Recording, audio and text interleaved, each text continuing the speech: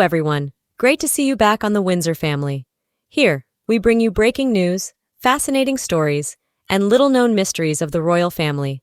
Make sure to like this video and subscribe so you won't miss any updates. At the grand celebration of Princess Anne's 75th birthday, held within the storied walls of Windsor Castle, the evening unfolded with a pageantry befitting a woman long regarded as the most steadfast and dutiful member of the royal family. Yet none could have foreseen that amid the glitter of chandeliers and the polished cadence of polite speeches, history would pause to witness a revelation not of titles or duties, but of music, memory, and the fragile thread that binds generations. For as the banquet gave way to a quieter gathering in the great hall lit by candles, young Princess Charlotte, only 10 years of age, slipped gently from her mother's side and made her way toward the gleaming grand piano, her small frame dwarfed by the instrument, yet her demeanor marked by a solemnity that stilled the room. And as she sat upon the bench, the chatter hushed into reverent silence, replaced by an expectant air that seemed to awaken the very stones of the castle, stones that had witnessed coronations, farewells, and scandals alike.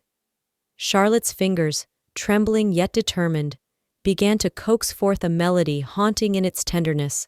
a lullaby so delicate it seemed spun from memory itself, a composition she had secretly rehearsed for weeks in preparation for this singular gift.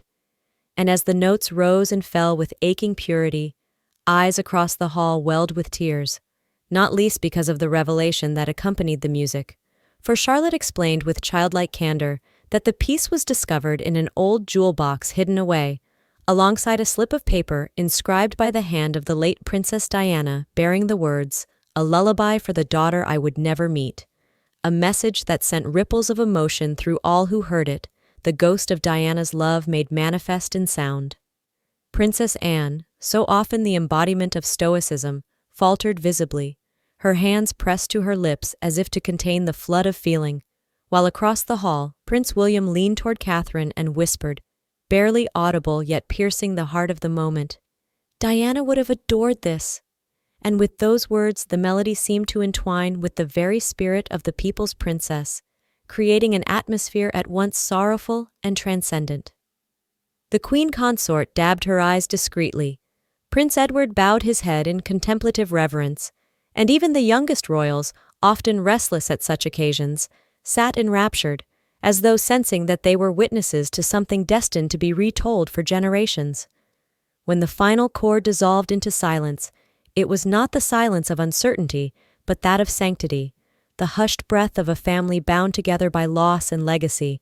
And in that fragile pause, Princess Anne rose slowly, her usually impassive features carved with the raw vulnerability of a woman undone, and she crossed the hall to draw Charlotte into her arms, whispering with a trembling voice that carried through the chamber, "You have given me the greatest gift I could ever wish for, and I shall carry it with me always." In that embrace, amid candlelight and tears, a truth settled upon the gathering,